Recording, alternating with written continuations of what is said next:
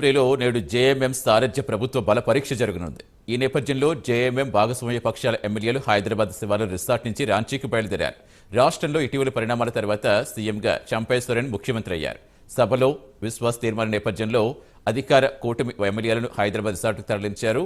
JMM కూటమికి 81 మంది సభ్యులు అసెంబ్లీలో బల నిరూపణకు అవసరమైన సంఖ్యాబలం ఉంది. మొత్తం ఎమ్మెల్యేలు 81 కాగా ఇందులో ఒక్క స్థానం ఖాళీగా ఉంది. బల నిర్ధారణకు అవసరమైన సంఖ్యాబలం 41. ఈ దశలో మెజార్టీ మార్కుకు మించి ఈ కూటమికి 5 ఎమ్మెల్యేల బలం ఉంది. జేఎంఎం, కాంగ్రెస్, ఆర్జేడీ, సిపిఐఎంఎల్తో పాటుగా కూడిన కూటమిలో 46 మంది ఎమ్మెల్యేలున్నారు.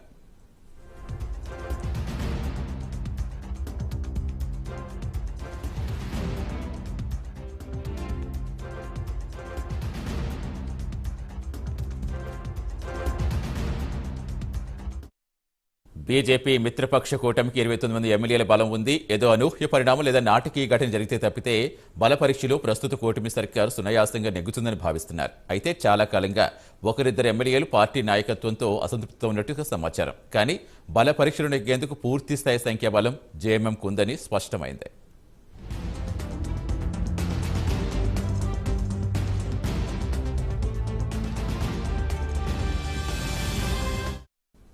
జార్ఖండ్లో జేఎంఎం ఎమ్మెల్యేలు అసమ్మతి స్వరం చల్లారింది.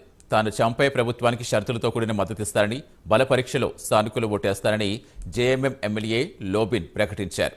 నాయకత్వ తీరు సరిగా లేదని తొలుత ప్రకటించడంతో సోమవారం విశ్వాస పరీక్షల దశలో ఏం జరుగుతుందనే అనుమానాలు తలెత్తాయి. అయితే జేఎంఎం అధినేత సోరెన్తో లోబిన్ సమావేశం తర్వాత ప్రకటన వెలువరించారు. షరతులతో కూడిన మద్దతిస్తామని తెలిపారు. ప్రజలకు సంబంధించి కీలక విషయాలపై తాను సోరెన్ వద్ద ప్రస్తావించారని, వీటిని పరిష్కరిస్తానని హామీ ఇచ్చారని, దీంతో తన మద్దతు హామీ ఇచ్చానని ఈ ఎమ్మెల్యే వివరించారు. ఇక ఈ రోజు బల పరీక్షలో జేఎంఎం సంకీర్ణ సర్కారు నెగ్గేందుకు మార్గం తేలికైనట్టుగా భావిస్తున్నారు.